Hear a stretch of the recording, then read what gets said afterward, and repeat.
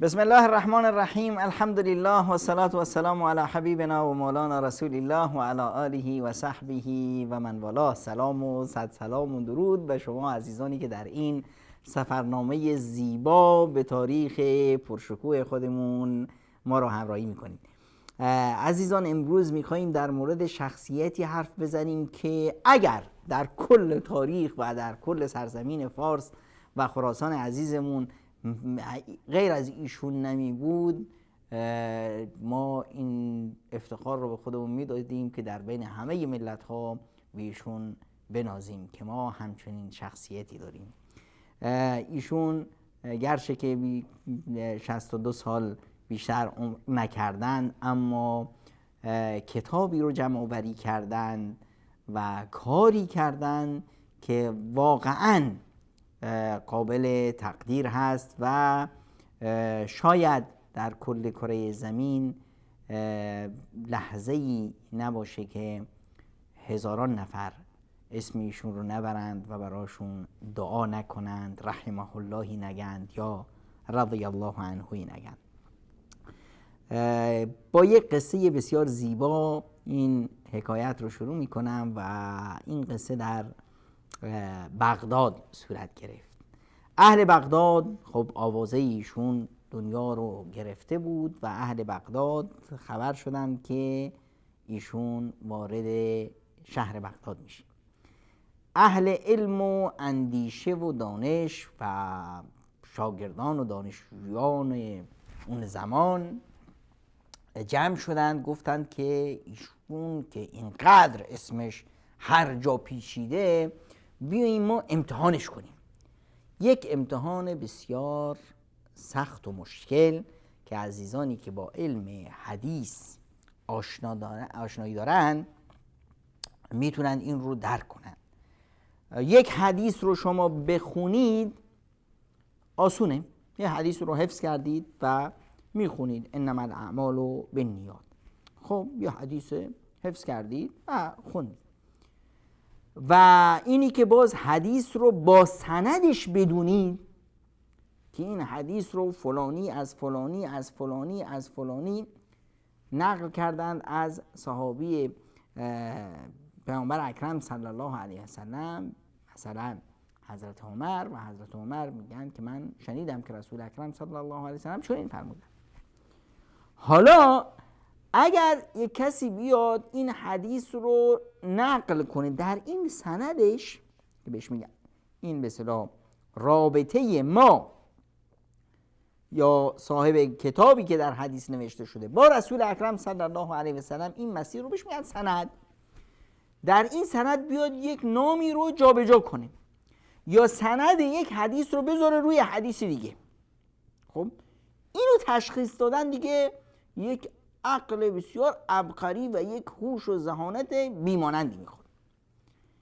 این دانش آموزایی که دانشجویی که میخواستند این امام بزرگ رو امتحانش کنن، اومدن چیکار کردن؟ 100 تا حدیث انتخاب کردن، سندهای این حدیث ها رو جابجا کردن. احادیث همشون درست، حدیث ها همشون حرفای ثابتی هست از پیامبر اکرم صلی الله علیه وسلم، اما این راهی که به ما رسیده، این حدیث رو گذاشتن روی این حدیث، مال اینو گذاشتن روی این حدیث رو اومدن و این امامی که تازه وارد شهرشون شده بود در یک جلسه بسیار بزرگ اومدن و از ایشون میپرسند که امام، شما که به اصطلاح امام حدیث هستید، متخصص هستید و فلان هستید، حدیثی اومده از رسول اکرم صلی الله علیه وسلم، فلانی از فلانی از فلانی روایت کرده، حدیث هم این. ایشون میگفتند که نشنیدم. نفر اول 10 تا حدیث آورد، ایشون گفتند که هیچ چیزی رو قبول ندارم. نفر دوم اومد 10 تا قبول ندارن. نفر سوم، چهارم، دهم، 100 تا حدیث یکی رو قبول نکرد. مردمی که اونجا بودن گفتن که عجب، این امامی که 100 تا حدیث یکی رو نشنیده. بعد ایشون برگشتن و به اولی گفتن آقا شما بلند شید، شما حدیث اولی که فرمودید گفتید فلانی از فلانی از فلانی از رسول الله علیه وسلم، این حدیث، این متن حدیث درست است، اما این به اصطلاح سند اشتباه است. این متن حدیث یا این سخن پیامبر رو فلانی از فلانی از فلانی از فلان صحابه از رسول الله صلی الله علیه وسلم نقل کردن. اما اون متنی که شما، اون سندی که شما آوردید هم درسته، اما با اون سند یه حدیث دیگه اومده که اون حدیث اینه: 1 2 3 4 10 تا، نفر دوم، نفر سوم، نفر چهارم، نفر دهم، 100 تا حدیث رو از سر نو با سند درست، با متن درستی که مال اون سند هست ذکر کردن که همه دهنها وامون، همه چشمها وامون که خدایا بار الها چه هوشی، چه ذکاوتی و چه عقلی دارد این محمد ابن اسماعیل بخاری. بله، ایشون بودن محمد ابن اسماعیل بخاری، بزرگترین عالم حدیث تاریخ بشریت، کسی که کتاب حدیث ایشون بزرگترین کتاب بعد از کلام الله مجید شناخته میشه.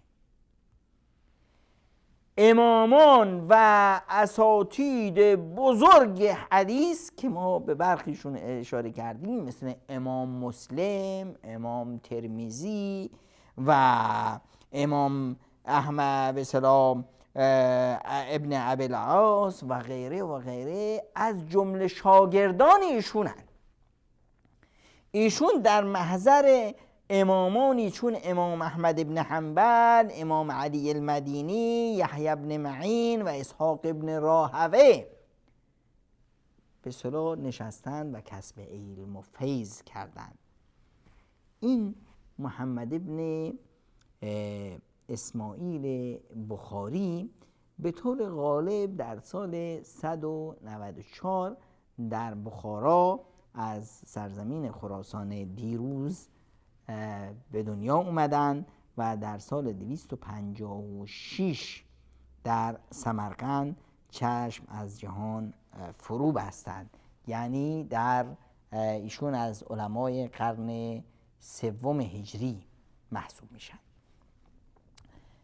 امام ابو عبدالله محمد ابن اسماعیل بخاری از جمله بزرگترین علما و حفاظ علم شناخته میشن که علما در وصف ایشون حرفهای بسیار بسیار جالبی دارند.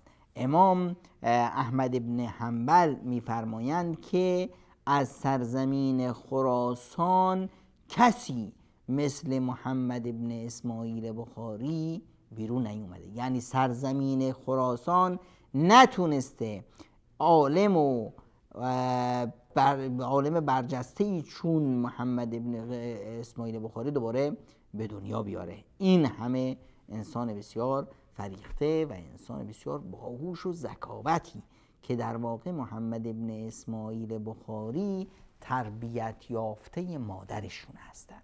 ایشون در کودکی پدر بزرگوارشون که اهل علم و فضل بودن و عبدالله ابن مبارک رو دیده بودن و از علمای اون زبان مثلا زمان خودش کسب علم فرموده بودن و روایت هایی از مالک ابن انس هم دارن، پدرشون در وقتی که مثلا محمد ابن اسماعیل عمری نداشتند وفات کردند. مادر بزرگوار اومدن فرزند رو خوب تربیت کردند. در همون کوچیکی قرآن رو حفظشون دادن. 10 ساله بود که شروع کردن به حفظ متون و احادیث پیامبر اکرم صلی الله علیه و سلم. بعدش فرزندش رو گرفتن و رفتن به سفر حج، رفتن به مکه مکرمه. مادر و برادر از اونجا برگشتند و محمد ابن اسماعیل بخاری رو گذاشتن در مکه مکرمه که اونجا کسب علم و دانش بکنه. بعد ایشون منتقل شدن به مدینه منوره. در مدینه منوره در محضر علما و اساتید بزرگوار اون روزگار نشستند و شروع کردند به ثبت احادیث پیامبر اکرم صلی الله علیه و سلم. ایشون سفرهای متعدد داشتند، به شهرهای مختلفی سفر کردند، به بغداد، به بصره، به کوفه، دمشق، قدس، فسطاط و منطقه حجاز. ایشون سفرهایی داشتن، نیشابور و بخارا که به اصطلاح مناطق خودشون بودن، سفرهای متعددی داشتند و هر جایی که عالمی میشنیدند که متخصص است در حدیث پیامبر اکرم صلی الله علیه و سلم، میرفتن نزد ایشون و کسب علم و دانش میکردند. و بزرگترین شاهکاری که ایشون به جا گذاشتن، کتابهای زیادی دارن، شاهکاری ایشون کتابشون هست الجامع الصحیح که مشهور است به کتاب صحیح بخاری، که در این کتاب ایشون بیش از 7593 حدیث رو، طوری که استاد بزرگوار محمد فؤاد عبدالباقی شماره گذاری کردن، ایشون جمع آوری کردن در این کتابشون که این 7000 اندی حدیث که اینجا اومده حصیله چند صد هزار حدیثی هست که ایشون با به اصطلاح اسانید مختلف اینا رو روایت میکردن و داشتن که و تنها در کتابشون اون احادیثی رو آوردن که هیچ که نمیتونه در اونها شکی داشته باشه، اونقدر دقیق بودن. یک قوانینی گذاشتن برای انتخاب احادیث صحیح که واقعا بیانگر شاهکار علمی ایشون و در عین حال اون اهتمامی که علمای مسلمون در طول تاریخ برای حدیث پیامبر اکرم صلی الله علیه و سلم داشتن که چقدر با دقت سعی می‌کردن احادیث رسول اکرم صلی الله علیه و سلم رو جمع آوری کنن تا نکنه هیچ گونه به اصطلاح اشکالی یا واردی بر به اصطلاح موردی بر احادیث رسول اکرم صلی الله علیه و سلم وارد بشه.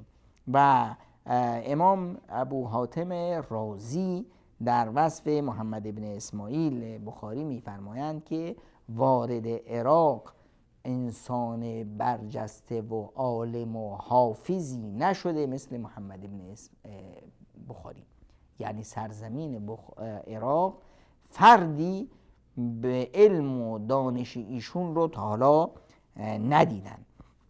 و ایشون سفرهایی هم به بصره داشتن، به شام، به حجاز، به کوفه و هر جا که می رفتن مورد احترام و استقبال هم مردم و هم علمای اون سرزمین قرار می گرفتن که چقدر برای علما عزیز بود که محمد ابن اسماعیل بخاری وارد شهرشون میشه، تا هم اهل شهر و اهل علم و اهل فضل و علما میشنیدند، همشون جمع میشدن، می اومدن در محضر ایشون و احادیثی که ایشون روایت میکردند رو می نوشتن و به اصطلاح قوانینی که ایشون گذاشته بودند به اصطلاح در اختیار احادیث و در اینی که حدیثی که انتخاب میکنند باید چقدر دقیق باشه و هیچ گونه موردی به اصطلاح توش نباشه، این قوانین رو هم یادداشت میکردن که به اصطلاح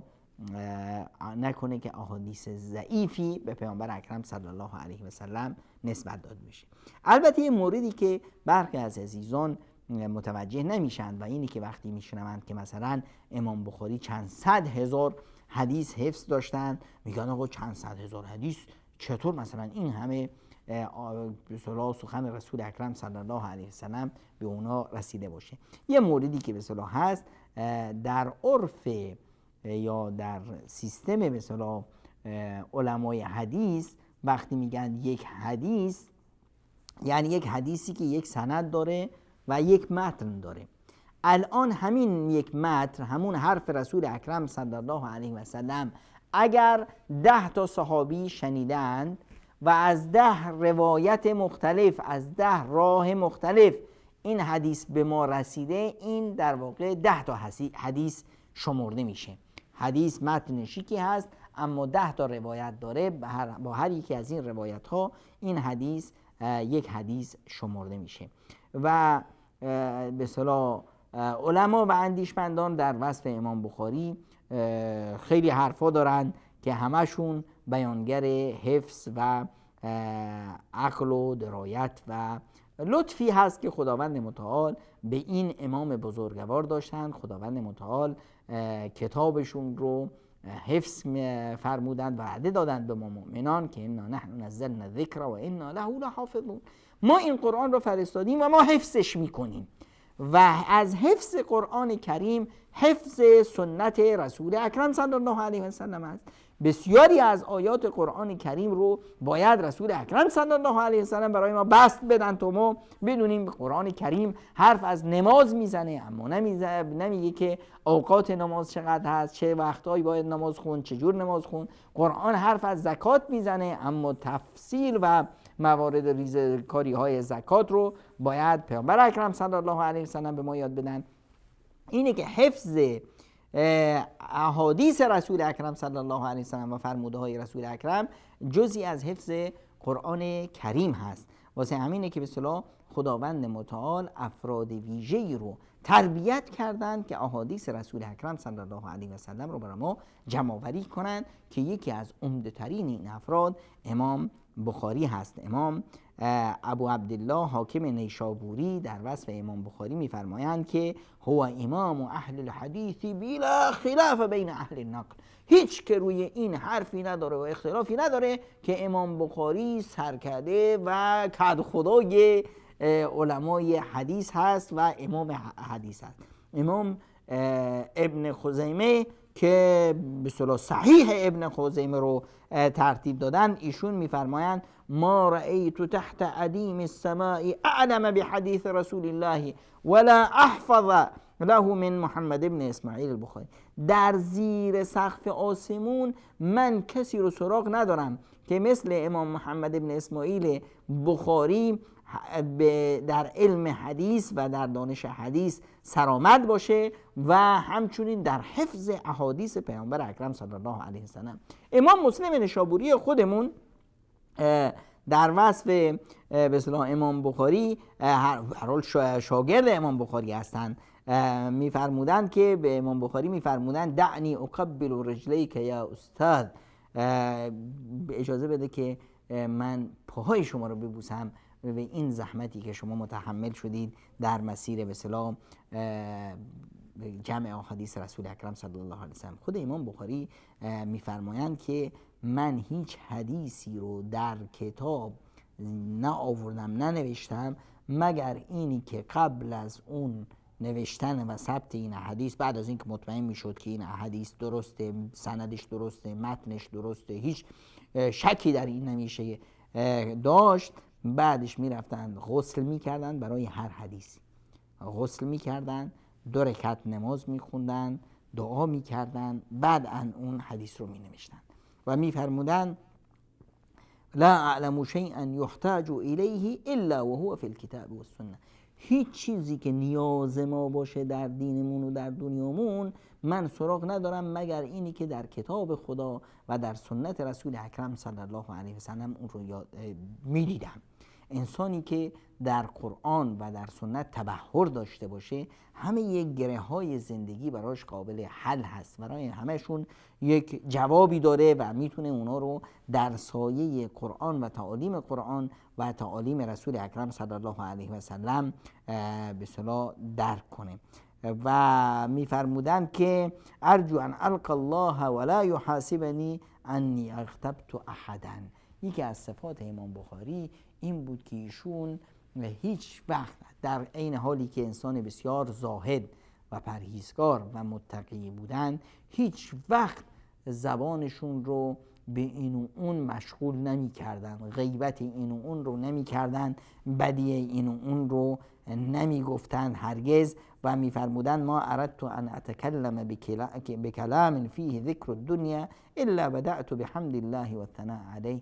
و هر وقت هم که می خواستم حرفی بزنم با حمد و ثنا و الهی حرفم رو شروع می کردم. یعنی انسانی که همیشه در فکر دین و عبادت و در اخلاقش سرآمد، در زهد و تقوا و پرهیزکاریش سرآمد، در علم و دانش بسیار کوشا و همیشه امیر بخارا و همه از ایشون استقبال میکردند. وقتی که به بخارا برگشتند بعد از اون که این همه نام بزرگی رو برای اهل بخارا ثبت کرده بودند و سرآمد جهان شده بودند، هر جا شهره محمد ابن اسماعیل بخاری بود، امیر بخارا از ایشون استقبال بسیار شاهانه‌ای کردند و در مسیری که ایشون می اومدند روشون مثلا شیرینی میریختند و ازشون استقبال میکردند و واقعا هم جا داشت که از همچنین انسان وارسته‌ای که این همه زحمت کشیده بود برای حفظ احادیث پیامبر اکرم صلی الله علیه و سلم چنین استقبال بشه. امام بخاری در 20 یولیو 810 یا به اصطلاح متولد شد که گفتیم که همیشه در تولد ائمه یا شخصیت‌های بزرگ تاریخ تقریبی است، اما وفات ایشون در اول شوال 256 هجری مصادف با 1 سپتامبر 870 بود. خداوند قبر ایشون رو منور بگردانند و انشاءالله در غریق رحمت ذوالجلال و الاکرام باشند. نام نامین امام بخاری فخر جامعه فارس زبان ماست و همه جهان اسلام به ایشون فخر می کنند و هر جای دنیا امروز ما می بینیم که احادیثی که از پیامبر اکرم صلی الله علیه و سلم نقل میشه، به هر حال ذکر احادیث پیامبر اکرم صلی الله علیه و سلم لحظه هم در به اصطلاح جهان متوقف نمیشه. کلاس های علم هستند و هر جا از عالمی اندیشمندی سوالی پرسیده میشه جواب وقتی میدن خب یا با قرآن هست و استدلال به احادیث رسول اکرم صلی الله علیه و سلم و میبینیم که میفرمایند امام بخاری رضی الله عنه یا از امام بخاری رحمه الله روایت شده یا حدیث رو ذکر میکنن، در آخرش میگن رواه الامام البخاری.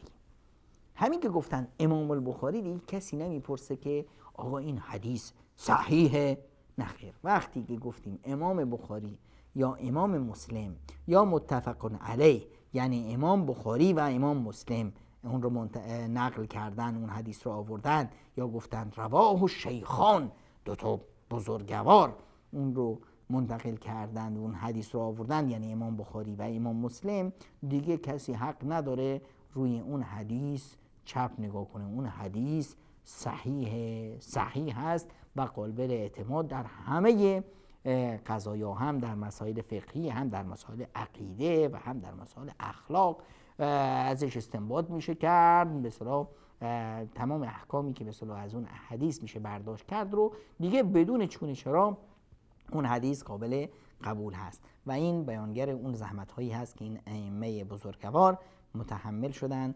خداوند از این بزرگواران در بگذره و قبرهاشون رو نورانی کنه و جا داره که ما عزیزان کتاب و شما بزرگواران و فرزندانمون رو تشویق کنیم که کتاب‌های امام بخاری و امام مسلم رو حفظ کنند و اونها رو آماده کنیم تا برای تاریخ امام بخاری ها و امام مسلم هایی باشند و ستارگان درخشانی در تاریخ مجد و عظمت سرزمین خودمون.